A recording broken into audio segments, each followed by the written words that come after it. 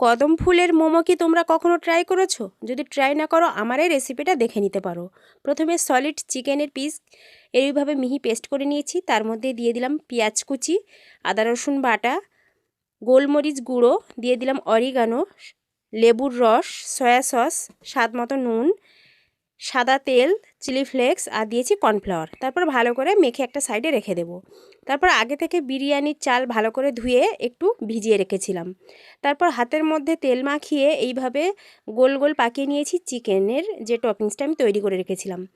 তারপর এটা বিরিয়ানির চালের মধ্যে ভালো করে কোট করে নিয়েছি। তারপর আগে থেকে একটু পানি ফুটিয়ে তার উপরে মোমো বাসন দিয়ে উপরে তেল ব্রাশ করে এইভাবে মোমোগুলো দিয়ে দিলাম। 4-5 মিনিট পর এরকম যখন চালগুলো ফুলে উঠবে তখন একটু ফুড কালার দিয়ে দেব।